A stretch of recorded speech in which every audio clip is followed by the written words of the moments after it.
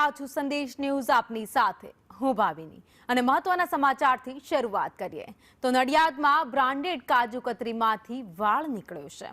સુખડિયા ગરબડદાસની મીઠાઈમાંથી આ વાળ નીકળ્યો હોવાનો બનાવ છે તે સામે આવ્યો છે। મીઠાઈ વેપારીના લોકોના આરોગ્ય સાથે મીઠાઈ વેપારી જે લોકોના આરોગ્ય સાથે ચીડા કરી રહ્યા છે। સુખડિયા ગરબડદાસ નામ બર્થડે દર્શન ખોટે આવી પરિસ્થિતિ અત્યારે સર્જાઈ છે। બેદરકારી બાદ માલિક ભાર્ગવ સુખડિયાએ માફી માંગી છે।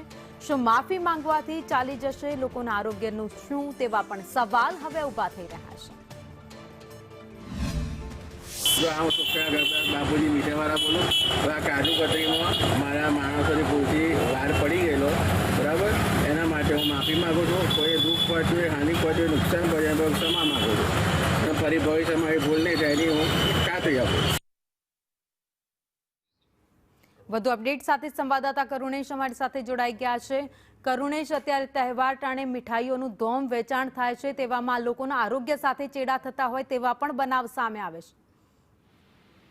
જી ભાવિની, આ સમગ્ર જે ઘટના છે નડિયાદ ખાતેની છે। નડિયાદમાં એક સૌથી મોટી અને વર્ષો જૂની આ બ્રાન્ડ છે સુખડિયા ગરબડદાસ બાપુજી, કે જેનું ફરસાણ અને મીઠાઈ ખૂબ જ છે અને આ નામ સાથે એક વિશ્વાસ પણ લોકોનો જોડાયેલો છે કે જે આરોગ્યપ્રદ જે પણ વાનગી ત્યાંથી ખરીદવામાં આવશે તે એકદમ શુદ્ધ હશે અને આરોગ્યપ્રદ હશે, શુદ્ધ સામાનમાંથી બનાવેલી હશે। અને તે જ પ્રમાણે જ્યારે આ દિવાળીનો પાવન પર્વ ચાલી રહ્યો છે ત્યારે ગ્રાહક ત્યાં ખરીદી કરવા માટે ગયો હતો, ત્યાં કાજુ કતરીની ખરીદી કરી હતી।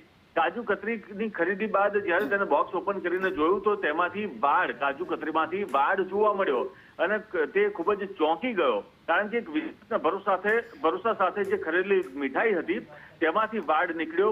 ત્યારે આ સમગ્ર ઘટના બાદ તે માલિક પાસે ગયો અને માલિકે આ સમગ્ર ઘટનાને લઈને માફી પણ માંગી છે। ત્યારે સમગ્ર આ બાબતને લઈને સવાલ એ થાય છે કે જે યોગ્ય સાફ સફાઈ રાખવી જોઈએ, નીતિ નિયમોનું પાલન કરવું જોઈએ, તેનું શું? માટે નીતિ નિયમો આવા ચોક્કસ યુનિટો નથી પાલન કરતા અને ગ્રાહકોના વિશ્વાસ સાથે ચેડા કરે છે, તે એક સૌથી મોટો સવાલ છે। પુણે ડ્રગ્સ વિભાગ કેવા પ્રકારની આગળ કરશે ભાવિની તે જોવાનું રહેશે। કરુણેશ, અમારી સાથે જોડાયેલા રહેજો। આરોગ્ય અધિકારી નડિયાદથી પિયુષ પ્રજાપતિ અમારી સાથે જોડાઈ ગયા છે। પિયુષભાઈ, જે બનાવ સામે આવે છે હવે કાર્યવાહી શું કરશો? જો એકચ્યુઅલી રજાઓ ખુલશે તાત્કાલિક અમારો સ્ટાફ હાજર થશે, એટલે ત્યાં સ્થળ ઉપર તપાસ કરી અને જે વાળ જે શાના કારણે છે એના બાબતે અમારું શેડ્યુલ 4 નું ઇન્સ્પેક્શન આવે છે, ઇન્સ્પેક્શન તપાસ કરી જેટલી ક્ષતિઓ આવશે એ બાબતે એને ઇમ્પ્રુવમેન્ટ નોટિસ આપવામાં આવશે અને બીજું ભવિષ્યમાં આ રીતની બનાવ ના બને એની ખાસ કાળજી લેવામાં આવશે। પિયુષભાઈ, આશા રાખીએ કે આગળ પણ કાર્યવાહી આ જ રીતે થતી રહે। અમારી સાથે જોડાય આપનો આભાર।